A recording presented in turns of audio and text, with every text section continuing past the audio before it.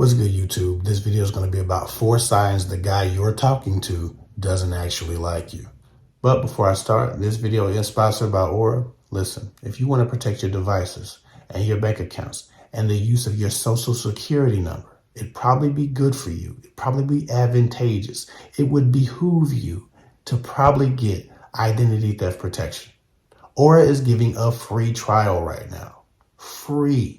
You don't have to pay anything to try it, to see if you like the interface, to see if you like the services that it provides. I can guarantee you that you'll be a lot better off trying ytou're for free than ignoring this and then getting hacked. So one time somebody stole my identity to pay for a rehab clinic for drug use for 3 months. Listen, I'm telling you, please get your identity protected, get your accounts and devices protected. Learn how to monitor your credit and your accounts. Somebody's digging in your bank account, somebody's using your social security number, you know immediately. And ytou're backs all of their security with a $1 million identity theft protection insurance.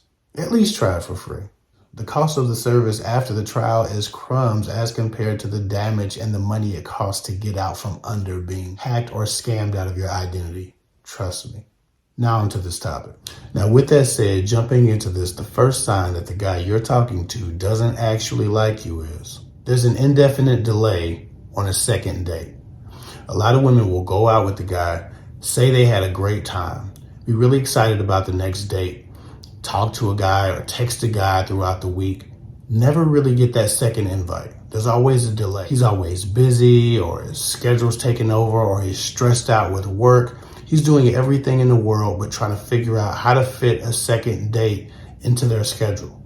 This happens because dating you one more time isn't necessarily a priority. Not because it needs to be, not because he would owe you anything, but because if a man was interested, if a man was really curious, he'd be trying to close the gap between you and him to get in the way of other guys. He'd be trying to cut in line, so to speak. So he'd be needing to create more opportunities for you to feel closer to him and less close to other guys. Not to say that he'd be pressed, not to say that he'd be sniffing behind you or anything like that. This isn't about the idea of a guy being too nice to you. Any guy whatsoever who has interest wants to close the gap. If he wants what you want, if he's looking for a relationship and he sees you, you're having a great time on your first date, he likes you, he feels connected to you or feels chemistry, he's going to try to get another date on the schedule. Even if the date is 2 weeks from now, he's going to make sure that there's a date scheduled. I talk to way too many women who say they had an amazing time on the first date, have hinted around about being bored, have talked about having nothing to do on the weekend, have done all these different things strategically and tactfully to try to tell a guy, hey, I'd like to go out again. Let's figure that out. And it doesn't happen. He's always like, oh, that's what's up. Man, this weekend I got this going on. He's never like, hey, let's go out again. If a guy's not trying to see you a second time, it should be obvious enough to some people, but everybody doesn't have a big brother or a father or a friend who's giving them game. So let me be that for you. He doesn't like you. If it's hard to get on that second date, if it's hard to get on the schedule, if he doesn't want to plan anything or commit to any date, it's because he didn't have a great time on that first date, or he felt your energy, seeing you in person, and just wasn't feeling it like he thought he would be. The question then becomes, well, why does he contact me? Why does he call me? Why does he text me randomly? It's because he wants to keep you open as a sexual option. That's why. Moving on. The second sign that the guy you're dating or the guy you're talking to doesn't actually like you is he changes what he's looking for from the first conversation you've had about it to the second conversation or the third conversation you've had about it. I give you an example. You'll meet a guy, you might go on that first date and talk about, relationships, dating, your experience, how active you are, the usual first date conversation. It'll come up, hey, what are you looking for? If you're smart, you're asking this question because you can get a lot of information based on what a guy wants you to think about him when he answers it, even if his answer is disingenuous. But even so, if you ask a guy, hey, what are you looking for? And he tells you on that first date, oh, I'm looking for my queen, I'm looking for a wife, I'm looking for love, I'm looking for something long-term, something that'll stick. A lot of times guys will give you the most romantic answer that they can give you on that first date if they're feeling you. Or if they haven't decided yet, they'll protect themselves in the future by giving you an answer that you can palate right now. The funny thing about that is, after a couple of dates, after 1 date, 2 dates more, after maybe a makeout session or a sex session, if you're giving it up that easily, there's another conversation. There's a post-romance conversation that happens where maybe you're 2 or 3 dates down the line or 1 or 2 more dates down the line or a few more conversations down the line. You say, hey, What are you looking for? So you think you're looking for a relationship? You brought it up again, right? This is the second approach to this conversation, or sometimes a third approach.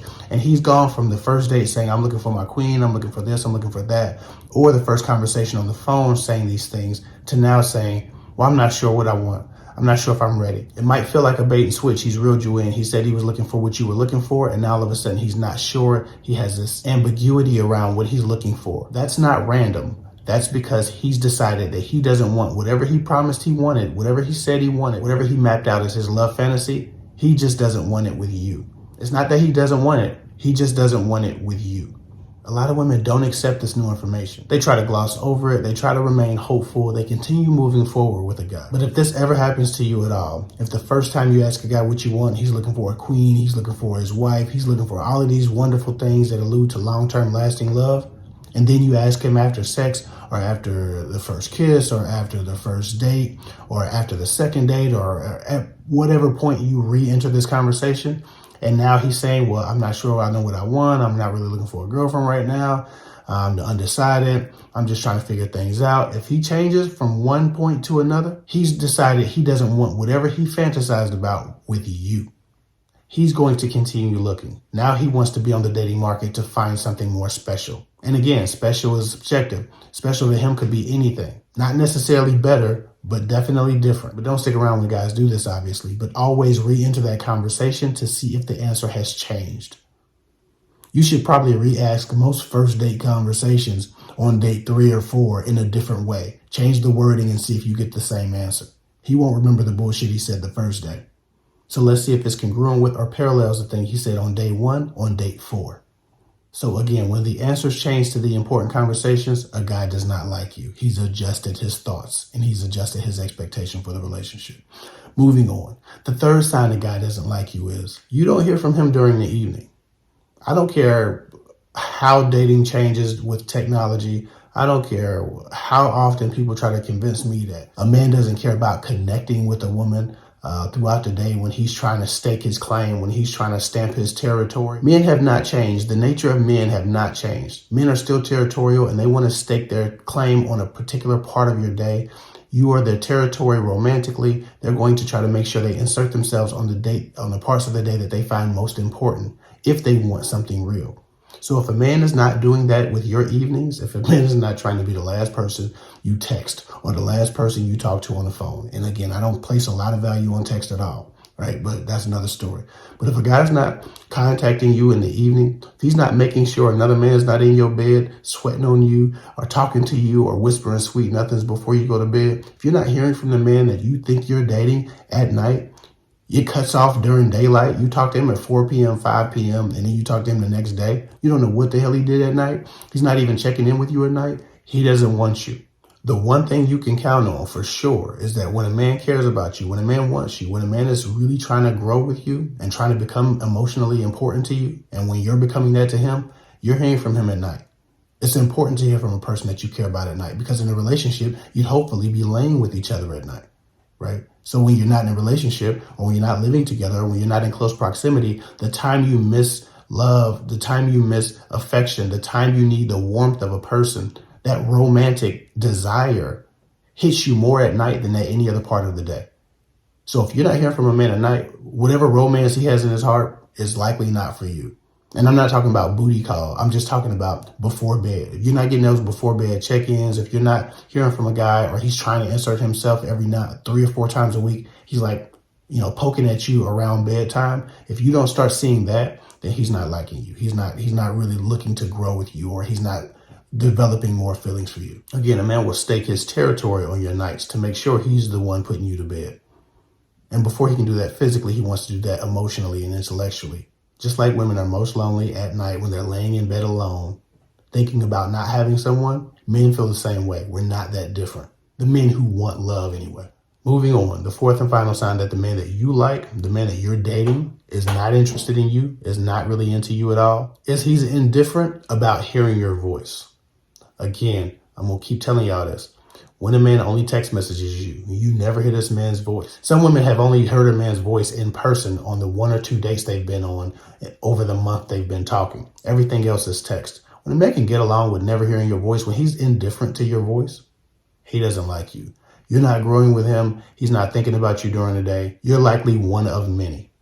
Again, I keep telling women, the sweetest two sounds for a man's ears in this world are the sounds of a woman's pleasure and the voice of a woman he has a connection with. He has to hear from her eventually. He wants to hear her voice. He wants to hear her enthusiasm. He wants to make her laugh. He wants to share thoughts and ideas with her. He wants to hear her thoughts and ideas. He wants to hear from her. He wants to grow closer. And you cannot grow closer. You cannot grow more important with a person that you're just text messaging random jokes and memes to throughout the day randomly. You can't have deep conversations because no one wants to type the 2 or 3 or 4 pages it would take to give enough information about themselves that you could actually connect yourself to them. A lot of women think they have chemistry with a guy when all they do is banter through text message. But if you look at the context and you look at the content of those text messages, it's really just flirty garbage. If a man is indifferent about hearing your voice and you only hear his voice if you're on a date, he ain't thinking about your ass between dates. I can promise you that. Because if he was thinking about you, he'd be bridging that gap. And again, a lot of people should know this. There are 500 something videos on this channel. People don't know what to watch anymore. It's just too much content. So now I have to start rehashing some of these ideas for the newer subscribers. With that said, also, I am a dating coach. There's been some confusion among new subscribers about if I actually have services. I am a dating and relationship and life coach. So if you need coaching of any capacity, please go to my website, click the link below, and book yourself a call with me. Let's talk about what you're going through, whether it's dating, relationship, life, love. I talk to people about a lot of different stuff. I've coached over 4,000 people. I'd love to help you through whatever you're going through. Click the link below to find out how I can help you personally with your circumstance. And also, don't forget to check in with today's sponsor. Anyway, that's all I got for now. Follow me at KidFig24 on Instagram. I'll get with y'all later.